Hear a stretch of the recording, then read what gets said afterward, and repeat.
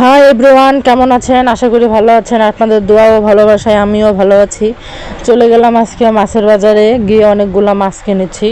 অনেকগুলা মাছের ভিতরে একটা 5 কেজি ওজনের পাঙ্গাস ছিল। তো আমি প্রায় সময় পাঙ্গাস মাছ ছিলে আনি। তো আপনারা কি কেউ কখনো পাঙ্গাস মাছ ছিলে এনেছেন? অনেকজনই হয়তো জানে না যে পাঙ্গাস মাছ ছিলে খাওয়া যায়। ঠিক আছে, তো ভিডিওটা দেখতে থাকেন কিভাবে ছিলছে।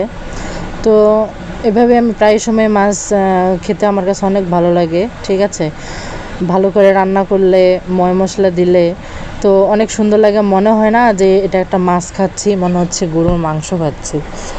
তো যাই হোক, তো দেখেন কিভাবে ছিলতেছে ভাইয়াটা।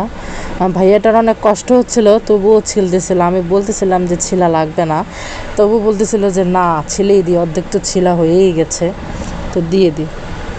তো আমি ভাবছি এভাবে মাছটা খাওয়া অনেক ভালো। ঠিক আছে, তো দেখা যাচ্ছে যে আমরা অনেকজনে কিন্তু মাছ ছিলতে পারি না, আবার ওদের কাছে নিয়ে গেলে ওরা ছিলে দেয়। তো ছিলা মাছ খেতে কিন্তু অনেক ভালো লাগে। তো ফাইনালি আমার মাছটা ছিলা শেষ হয়ে যাচ্ছে প্রায়।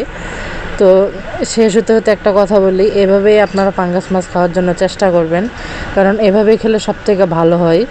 ঠিক আছে, তো তারপর হচ্ছে দেখেন, মানে একটুও কোনো জায়গায় বাদ রাখেনি, যে ছিলা বাদ রাখেনি, মানে পুরা মাছটা থেকে পুরা অংশটা উপরে চামড়াটা ছিলে ফেলে দিল। এখন ভাইয়াটা মাছটা কাটতেছে।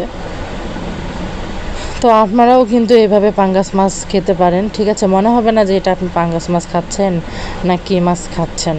ঠিক আছে, তো আমি এভাবে যদি মাছটা রান্না করি, ফাইনালি আমার মাছ কাটা হয়ে গেছে। তো এভাবে মাছটা এনে রান্না করে দেখবেন, বেশি করে ময় মশলা দিয়ে দেখবেন, খেতে কিন্তু অনেক সুন্দর লাগে। সবাই কমেন্টে জানাবেন কেমন হয়েছে।